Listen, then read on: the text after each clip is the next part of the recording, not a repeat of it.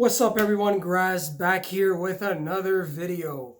And in today's video, we're going to be discussing the PlayStation VR, talk a little bit about what comes with it, what are the different options, what are the different accessories. I won't go too much into detail about games. I feel like I should probably do that at a later time.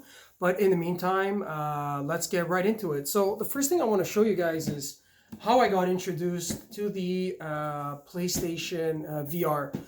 So I bought the PS4 Pro last year, and at the same time, on Black Friday, there was a sale for the PS VR. And I found it actually to be quite inexpensive. In Canada, it was selling for $250 for the PSVR headset, the camera, and 5 games. And all of these 5 games are actually probably in the top 20. At least 4 of them are going to be in the top 10.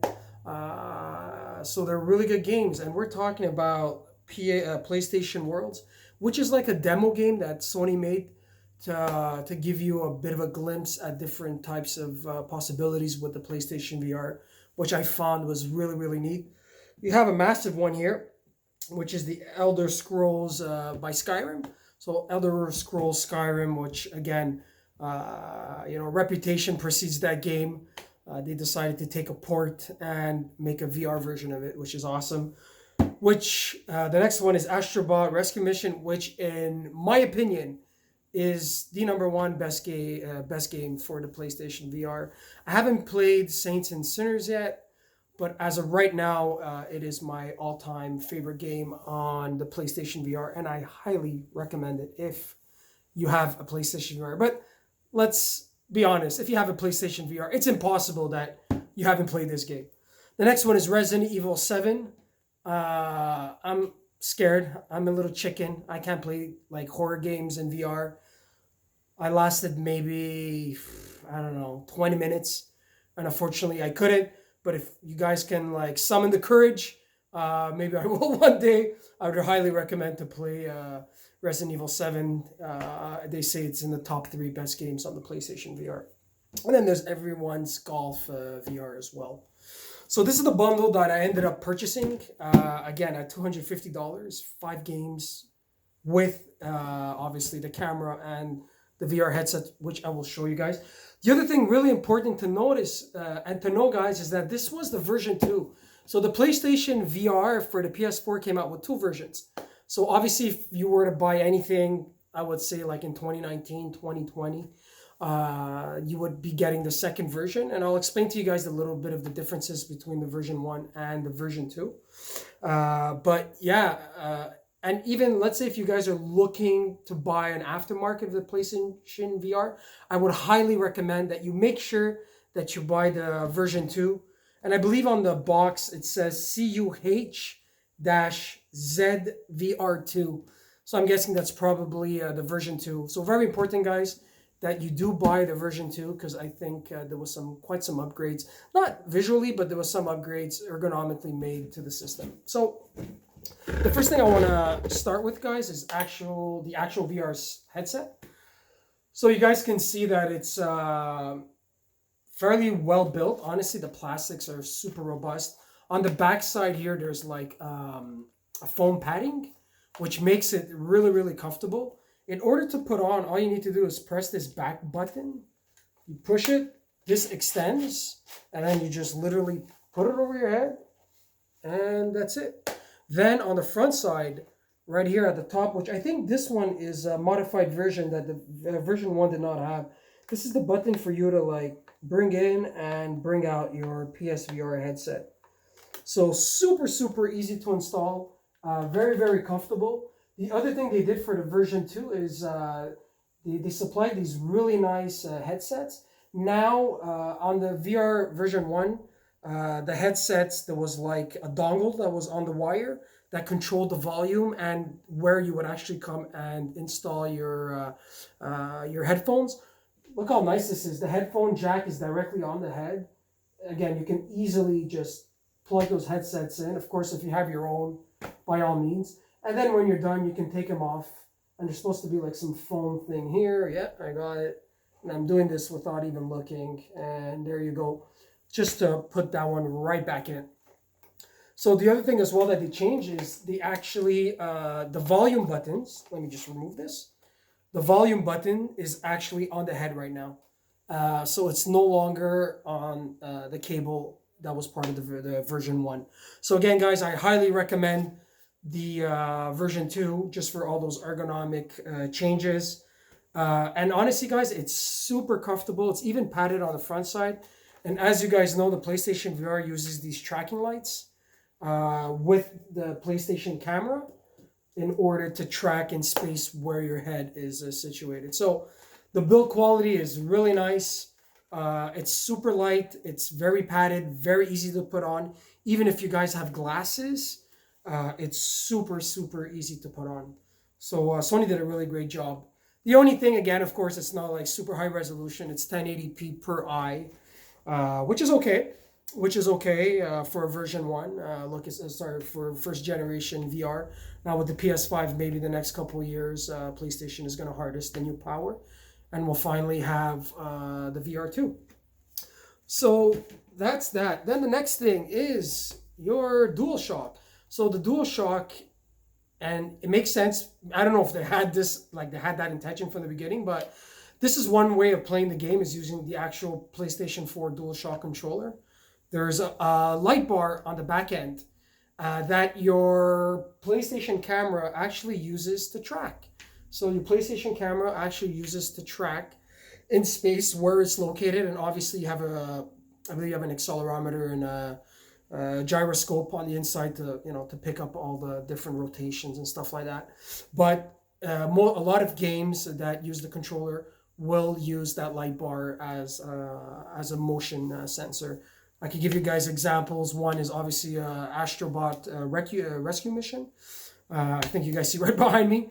So Astrobot Rescue Mission uses the remote. And then maybe my other favorite platformer by far is Moss. Should have that game right here. Yes, I do.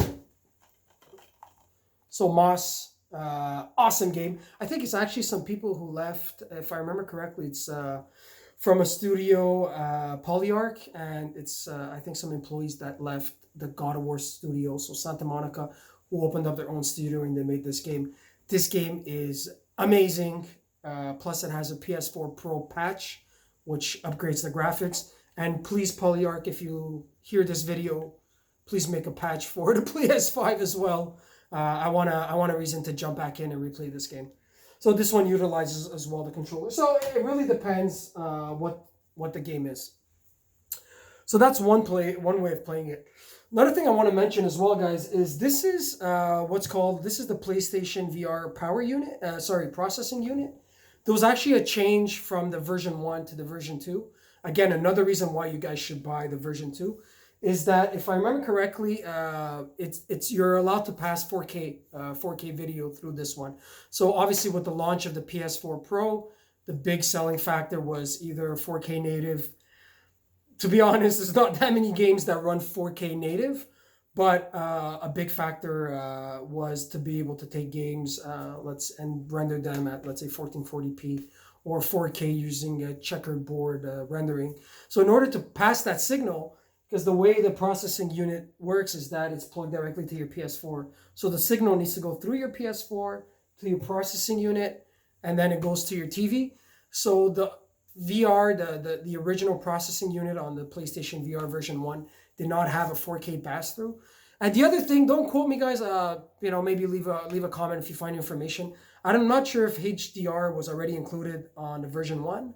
I think it probably would be. But I'm not sure if HDR was on the first one or if it started on the second one. But for sure, the 4K capabilities did come on the version 2. So that's for that. Next thing, guys. Other accessories. You gotta love these glowing balls. So I don't know if you guys know what these are. Yeah, so these are the original PlayStation 3 Move controllers. So it's really interesting what Sony decided to do. Instead of introducing a new controller, controller to track your movement, if let's say you actually have to use your hands to control, instead of doing that, they used existing tech. So it is old tech. To be honest, guys, it tracks super, super well. Again, utilizing the PlayStation camera, it looks at the size of the globe and it's able to track it in space. The only problem here, my only negative with this, is that there's no analog stick, right? So if you want to move around, you can't really. You need to use either like the square, triangle, circle, or X button in order to move around, which doesn't make it as intuitive as, if ever you guys have played with like Oculus Quest, they have like a motion tracking with an analog controller as well to be able to move your character. So I'm guessing that will probably be like next step if Sony were to make a PSVR 2, like a completely new generation utilizing the PS5's power. And there's been patents and things out there showing that. I'm sure they would revamp this controller to be a lot better. But all in all, guys, like I had these from the PlayStation 3. The good part there is that I didn't need to fork out any money, which is awesome. You can buy these used as well. Just be careful. One thing, guys, is that there's 2 versions of these. There's the PS3 models as well as the PS4 models. And the PS4 models are not compatible with your PS3. So ideally, if you're looking for these aftermarket, try to buy the PS3 models because they will work with your PS3 as well as with your PS4. Versus if you only buy the other one, the PS4 ones, they will not be backwards compatible with your PS3. So there's a lot of games that utilize these. So one that I made a video about is obviously Blood and Truth, which is amazing, which utilizes these motion controllers. So that's another way to play. If you guys are going to get serious about PlayStation VR, again, I highly recommend you guys to get these controllers. Next is another accessory. Yes, this is, again, with the glowing ball. This is the PlayStation VR aim controller. So when I actually bought this, I got it with a bundle. So I got it bundled with Firewall 0 Hour. It came as a bundle set. And I'm really, really happy that I got it. I'm using it for other games as well, like Farpoint. And actually, Blood and Truth can play it. I also played on Dick Wild, which is... Dick Wild, guys, is like one of the hardest games I've ever played. It's a arcade shooter. I can't even get past like the first round. So that game was way too difficult. But Farpoint is one that utilizes this really, really well. And obviously, a Firewall 0 Hour, which I do have the disc version here, as it came in the bundle. Honestly, I heard like fantastic things about this game. I haven't had time to play Firewall 0 Hour. I am looking forward to playing it a little bit more. Again, I made a video about backlog games, and I am just super backlogged. But yeah, so the PlayStation aim controller. What's really nice about this is, yes, we got an analog stick now. Oh, you guys can see it's sort of moving the back part. So we have an analog stick here. We got your triggers, and then you obviously have a trigger, your regular shooting trigger. And on the back side as well, you have an analog stick. So you actually can hold this. It'll completely track you. Plus, you're able to move your character using that back trigger. So there's games that will only work with this. It is super light. The build quality is amazing. It tracks really, really well. And it gives an immersion that you just can't get with anything else. So that's... yeah, so this is, if you guys want to play some shooters, I would highly recommend to get this as well. And again, the really nice part about PlayStation VR on the PS4 is that it's compatible with the PS5. So it's not like as if it's something that you're not going to be able to use anymore. And again, we're praying that there's going to be more, upgrades and patches on the existing games that come utilizing PS5's new power. So that's pretty much it on the accessory side. And of course, there is the camera, which is a HD camera. I believe 1080p is the image quality on it. But those are the accessories. So you have the remote, like I said. You have the gun. You got these guys here. I haven't played Beat Saber yet. I'm sure it's an amazing game using the Move controllers. So I'm looking forward to spending some time as well playing the Beat Saber. And again, like I mentioned, or else you go back to the straight analog Dualshock 4 controller, again based on the game. So that's pretty much it, guys, for today. I'm not going to talk about games. I got a stack over here. I think it's better if I leave that to a later video. So that's pretty much it, guys. Like, subscribe. It'll help the channel. Again, if leave some comments, I'd be more than happy to respond. And that's pretty much it. As always, guys, have yourself a great day. Have yourself a great night, and stay safe out there. Cheers.